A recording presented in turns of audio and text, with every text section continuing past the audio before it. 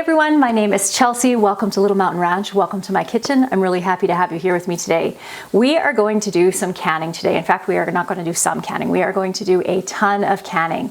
Dan and I are going to can around 200 pounds of pork.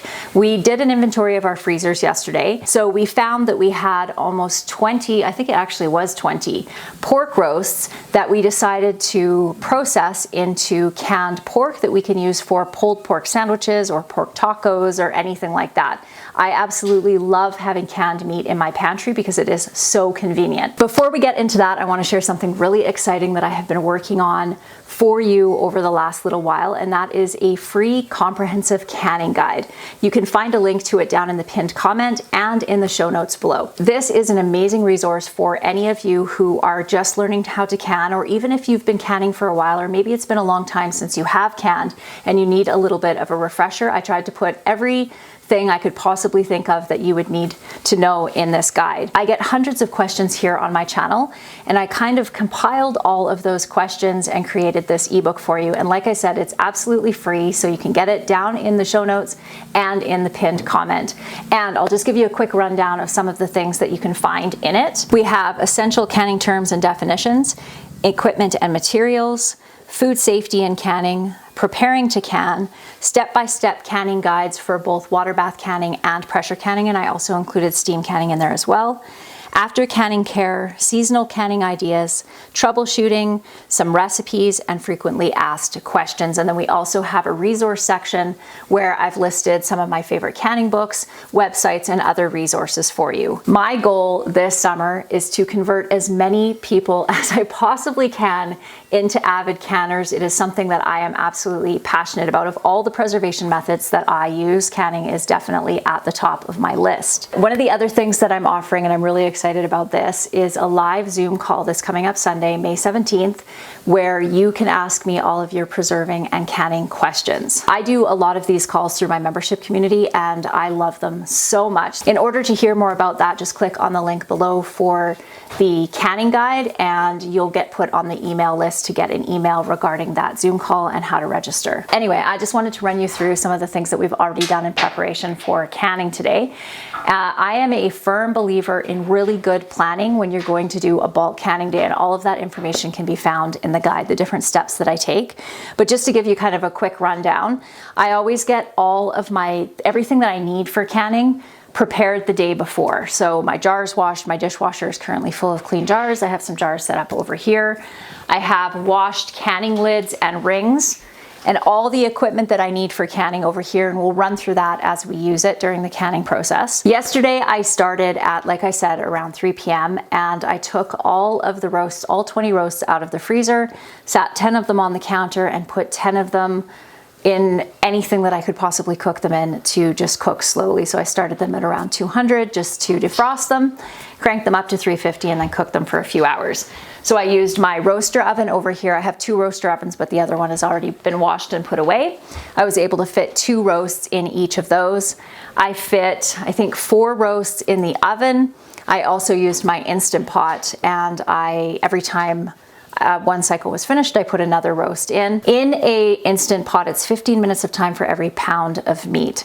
So it's much quicker to cook the roasts in that than it is in the oven, but I needed to do a lot. I woke up at around 1 o'clock in the morning and switched everything out, took the cooked roasts out and put the other roasts in. I still have a couple of roasts in the oven cooking right now. We're going to use one of those for pulled pork for dinner tonight, and the other one we will cut up and put into jars. I don't flavor my roasts when I'm doing a large bulk day like this. I'm looking for efficiency, so I don't bother flavoring them or anything like that. I am just gonna can them plain with some water and a little bit of salt, and then I'll add my homemade barbecue sauce or whatever it is I want to add to it when I open up the jar. Once all of the roasts were cooled, we all pitched in together and cut them up, and I'll show you what we have. We have a big bowl of pork here, another big bowl of pork here. I already have 2 canners that are filled and done their first cycle over here, filled, and so there's 14 quarts of meat over there. And then all of this is the fat and meat cutoffs from the meat that we're going to be canning, and this we will use for dog food. One of the things that I'm kind of a stickler about when it comes to canning days is to try to really stay on top of the mess in the kitchen. Otherwise it can become so overwhelming. And the other thing that I do is all the food that I prepare for the day is as simple as humanly possible. So today for lunch, we're actually going to stop for lunch here pretty quick. We're going to have some bagels that we got at Costco over the weekend, and we're going to have those with lettuce and tomato and meat and cheese or whatever it is that everybody wants to have on the bagels. And then for dinner tonight, like I said, we're going to have pulled pork since we already have nice slow roasted pork. And I cannot tell you how much easier it makes doing a bulk canning day like this to have the food prepared beforehand, or at least to have a really good idea of what you're going to make, and maybe even buy yourself some convenience foods for those days. What I'm waiting for at this point is just for my canners to come down to 0. So I'll show you that. So we're using pressure canners for meat, which is what is recommended due to its low acidity. And we're waiting for the dial to come all the way down to 0 before we take our weight off and open it up. I know pressure canning can be a little bit intimidating for people, but once you learn the steps and the process and you kind of understand the safety and why you're using a pressure canner compared to, say, a water bath canner, it makes it so much easier. So once these have zeroed out, we'll pull these jars out, and then Dan will come into the kitchen and we will get the rest of this meat processed. Okay, everybody has been fed. Our canners have zeroed out, so we're gonna open them up and empty them out, and then we are going to fill them again. Dan's going to come and I'm going to teach him some of the basics of canning. So the first thing that you need to know is that food that is a low acid food with a pH above 4.6 needs to be canned in a pressure canner. So that includes all meat. That's why we're using the pressure canners to can up our pork today. So one thing I'm going to want to do right now is close my window. And the reason for that is I don't want huge temperature fluctuations. So I'm taking these out of this hot canner, and with the cold breeze blowing in on the window, that could cause siphoning. So what siphoning is when the liquid comes out and comes over the edge of your jars. And that's probably one of the most common questions that I get, is how to stop siphoning. So the best piece of advice I can give you is no extreme temperature changes. So when your canner has zeroed out, I like to wait at least 15 minutes after that before I open the canner up, and then you can let them sit in for even a further 10 minutes before you bring them out. And when you are pressure canning, they're going to keep bubbling in these jars for a long time, sometimes even up to a couple of hours. So Dan got a burner going for me outside, so we're going to try out our new 4 jars pressure canner. If I didn't mention this before, 4 jars sent me their new pressure canner to try out, and I was interested to try it because it is a less expensive pressure canner than the All-American, which is what I typically use, and I wanted to have another canner that I could recommend to you. So we'll run it through its paces today and see how it does. So there we go. There's 14 quarts down, and now we will get this 21 quarts filled up and get those into the pressure canner. Are you ready to learn how to can? Don't look so enthusiastic. Okay, so we have these 2 new funnels from 4 jars. One is for wide mouth and one is for regular mouth, and I actually really like them. They're fantastic. So what we're gonna do is fill these jars up until they're filled to about 3/4 of an inch full? No, close though. I mean, 3/4 of an inch from the top? Yes, 3/4 of an inch of head space. Expand. That's right. So it doesn't push the liquid out. And you're in the seal. Wow, you've learned a few things. That's fantastic. Okay, so now we just use your hands and just fill it up. So we'll just get all these jars filled, and then we're going to add around a teaspoon or so of salt. But that's not necessary. You can leave it plain if you want. So when you're talking 3/4 of an inch, are you talking like from the top yes. to here? Like basically. Exactly. Like, is that not enough? Nope, that's perfect. Because it's about 3/4 of an inch probably from the threads. Space. Exactly. So. Yep. That's fine? Yep, that's totally fine. Yep, that's all you need. Just enough so that there's enough air in between the food and the liquid so that it can actually pull the seal down as it cools. With the fat that we're gonna do, we're gonna have over 200 pounds of pork processed today. Hey, I'm gonna show you how to render pork fat. Doesn't that sound fun? Oh, what? Wait a minute. Fast learning can here. You are. We're going to teach you how to render pork fat too. Taking advantage of the situation. Maybe a little. I like doing stuff with you in the kitchen. It's fun. So the way that we have this cut is kind of in little cubes, but if you cook your beet or your pork for longer, you can actually just shred it and then have that shredded pulled pork right in the jar. Because we're going to be processing this for 90 minutes in the pressure canner, and then we'll be heating it up again when we want to use it, it'll actually be quite shreddable at that point anyway. So we're done that bowl. I also have 2 more roasts in the oven, if I didn't mention that. We're going to do one of them for the pulled pork for tonight, and then the other one we will can up. Okay, I'm going to get a kettle going because we're going to fill these up with hot water. And I'm also going to rinse our canners out because all of the water that's in here has fat in it. So we want to start off nice and clean. And you can raw pack, although I wouldn't recommend that with pork just because it's good to render that extra fat out of it. So raw pack means to can it raw, not to pre-cook it. I prefer to pre-cook all of my meat in the pressure can, or that I'm going to pressure can, except for chicken breast or turkey breast. Both of those I like to do raw. I always get asked about pressure canning on a glass top stove. Most new glass top stoves do have a recommended weight, so just double check with your manufacturer to see if canners would be too heavy for your stove. All right, so this is the top of our new 4 jars canner. It's so shiny compared to my other canners. You can can on a gas stove. It is a little bit harder, I find, to keep the temperature regulated compared to an electric stove like this, but it can be done. So that's what we're going to use outside, is a propane burner, and we'll give it a try and see how it goes. Okay, so now we're going to top off all of our jars with some hot water, and then we're going to debubble them, which basically means we're just going to stick something plastic down the side to get all those extra air bubbles out, and then we'll top it back off with more liquid if we find it needs it. Okay, Dan's just going to light the stove, and I'm going to get these topped off, and then we're going to wash off the rims of our jars and get all that grease off of there so that we have a good seal. And we're going to use a little bit of hot water and vinegar just to help cut through that grease. I usually don't use vinegar unless I'm doing something with a lot of fat, just because I don't find it necessary, but it certainly is to get the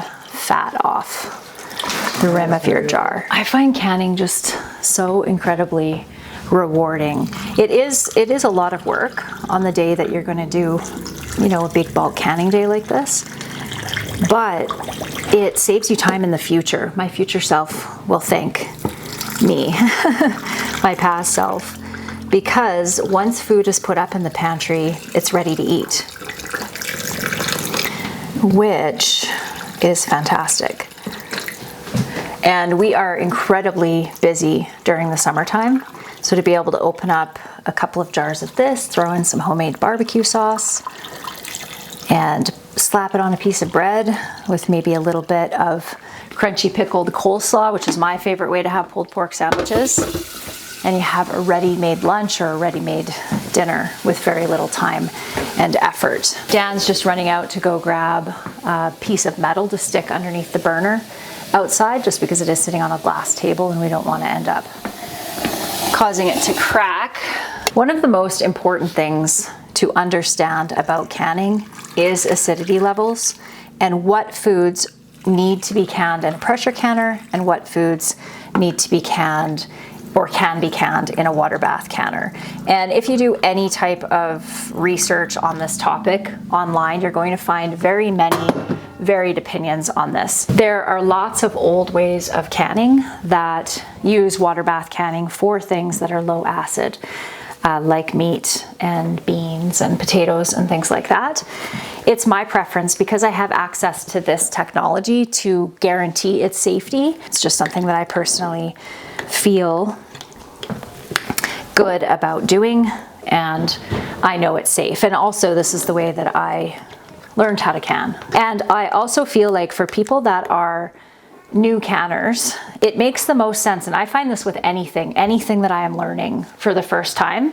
I follow all of the rules initially while I'm learning, and then as I gain experience and skill, I can branch out once I understand the safety risks or anything like that in the case of canning for things like acidity levels and things like that.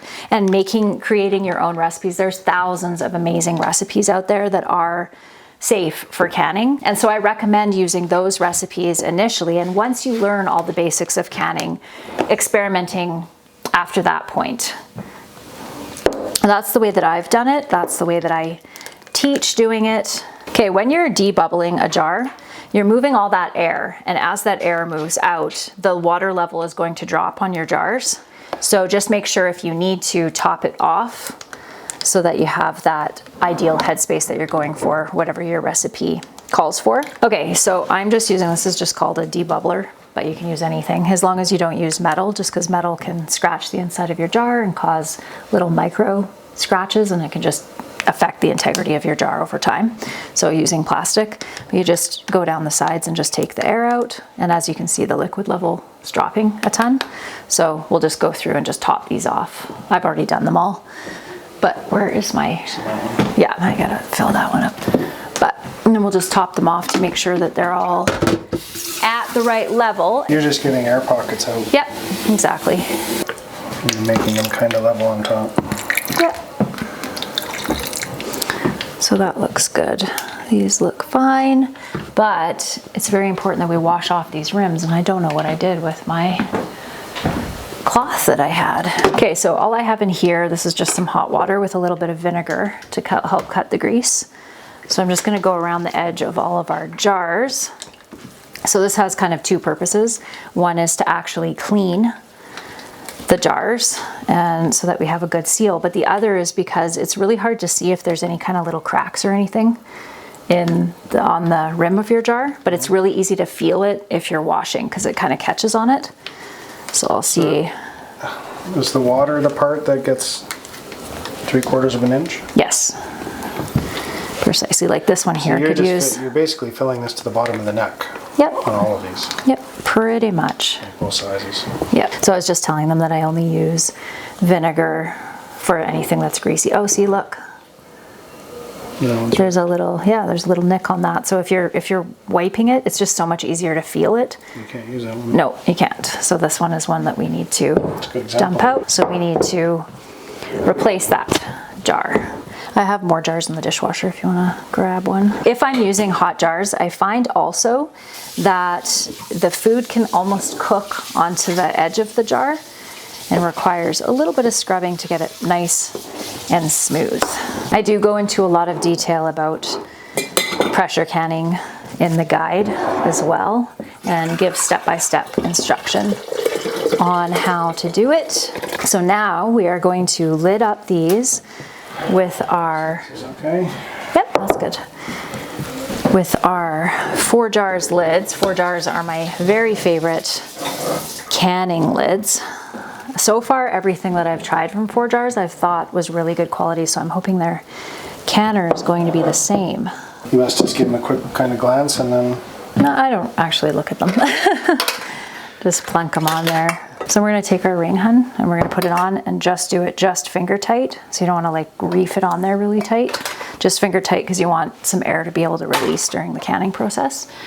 And then we'll just pop these in our canners. I'm gonna turn our canners on. So one of the kind of basic rules with canning that's helpful to keep in mind is to keep everything the same temperature. So if you have cold jars, you're gonna pack them with cold product. If you're going to have hot jars, then you're going to put hot product in them because any dramatic change of temperature could cause cracking and breakage. I want to see what your finger tight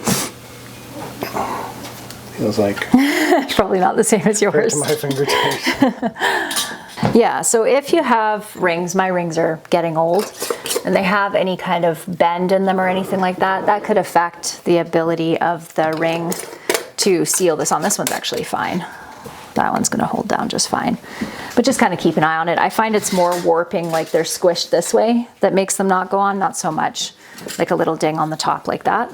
Okay, so you're gonna turn your canner and you're gonna see a little line right here. Nice. Okay, so you'll also see an arrow on the lid. Yep. Gotcha. And now you're gonna line those up. Okay, so we've got our arrow and our little indent here. So you wanna line those up. There you go. Perfect. Now let's turn it. Oh, I see. And then it'll lock in like that. You see? So I like to do these so that they are across from each other, just so that they get locked down evenly. And these ones you can do snug. Like do it kind of my level snug, maybe not your level snug.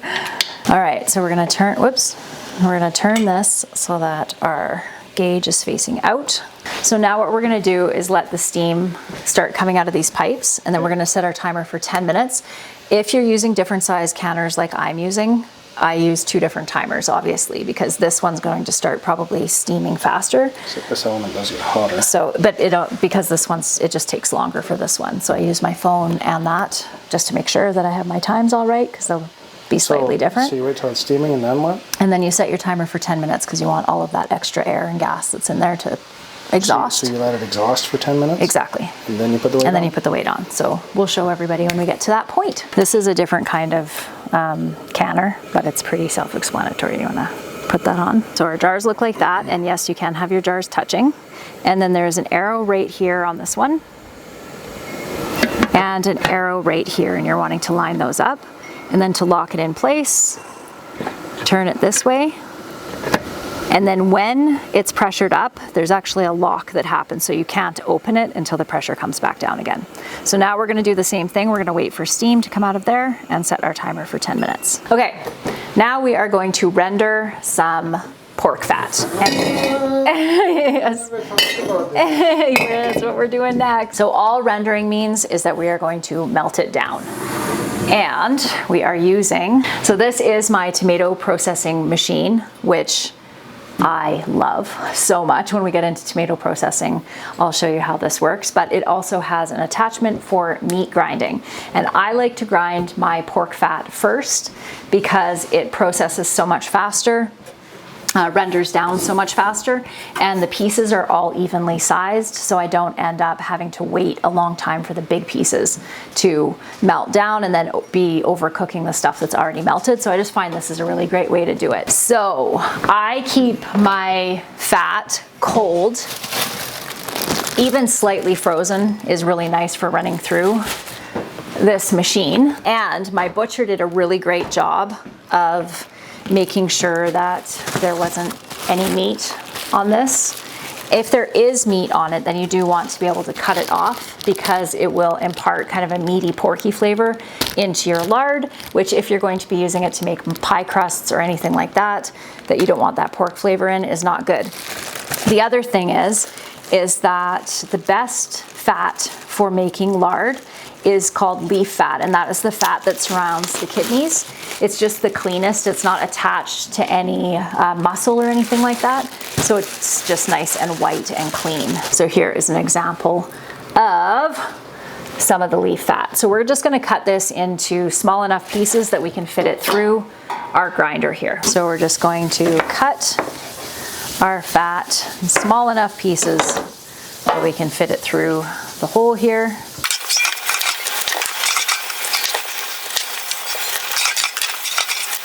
Okay, we have some steam coming out of our small canner here, so we're gonna set, actually both our canners, so we can set our timer for 10 minutes. I love how you make everything all shiny looking. So now we're just gonna drop our fat in. We have our little plunger here.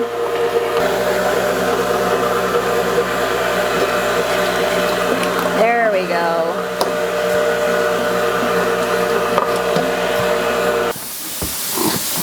So my plan with this is I'm just going to put it in my roaster oven on low until it has completely liquefied, and then I'll run it through a strainer with, usually I'll use some kind of rag that I have kicking around, like an old piece of cotton sheet or something like that, to run it through and then put it into jars. And I personally like to store mine in the freezer. It just lasts the longest that way. If you have a cold enough cold room, or in the refrigerator would also work as well. And we use this for making biscuits, making pie crusts, for frying any type of meat. Okay, I'm just gonna grab this, watch my fingies. So, see these weights? It has 5, 10, and 15. So this is like pounds per pressure in the canner. And where we are with our elevation at 3,200 feet above sea level, we can all our meats at 15 pounds of pressure. So all we have to do is go put this right over top of that vent. And that's kind of the one part of the whole process that can be a little bit intimidating. But I would say the biggest thing with pressure canning is just never, ever open it hot. oh, ever. Exactly. Or pull off your weights or do anything. It's relatively safe though, right? Yeah, exactly. So now what we're going to do is wait until our canners come up to that 15 pounds of pressure, and then we're going to adjust our heat so that it stays at 15 pounds of pressure. So you can see that right there. So one of the reasons why pressure canners need to be kind of watched closely is because if that pressure drops down below whatever your pressure is supposed to be at, so in this case 15 pounds of pressure, then you actually have to restart your time. Oh. Yeah, so it's really important, and you'll get used to it. It's like safer to overcook it than. Yes, then exactly. That's exactly right. It's okay to cook it twice if you had to. That's right, but that rarely happens at this point, just because I've been using this stove for canning for a long time, and you just kind of get used to where the gauge has to be. Exactly. So you're going to hear that canner make a sound. That sound right there. So that's the weight wobbling, and what you want is that to wobble a couple of times per minute. And that kind of is the right pressure, so you just kind of keep your ear open for that as well. So right now, as you can tell, it's wobbling way too much, but that's because I had my temperature cranked right up. So I've dialed it back, and it should slow down now. Yep, so you can just dump that right in there. And some people will add water to it, but I don't find that necessary. Seems weird. To add water to it? Yeah. It's just because it can help with it not scorching. But I have never had an issue with that, so I don't do that. So the weight that we're going to use for the 4 jars canner is a different style weight. This is the 5 pounds, 10 pounds, and 15 pounds, like so. There you go. So now we just wait until our pressure comes up to 15. Okay, we are going to process some more fat to put into our roaster oven over here and run the canners through. This is just basically a waiting game at this point, and then we'll put our last load in and we'll bring you back to show you everything that we got done today. So we got 3 more canner loads, and they're just zeroing out now, so I'll show you once we get those all laid out and get the final tally. But now we have our rendered lard here. Can you see how clear that is? And I like to put my lard in pint jars. I have my funnel here and, excuse me, and a strainer, and where did I put that piece of cloth? So I'm just using some cotton here, and we're going to ladle this into the jar. I'm gonna actually put this over a bit so I can actually see, and so I do not overflow my jar.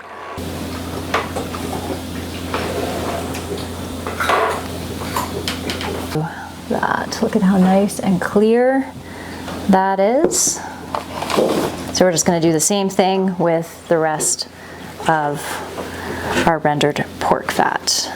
So there's our pulled pork sandwiches. So we just made a barbecue sauce, a homemade barbecue sauce, and I'll show you how to do that on a future video. Mixed it in with some of that pork and then added some fried onions to it. Absolutely delicious.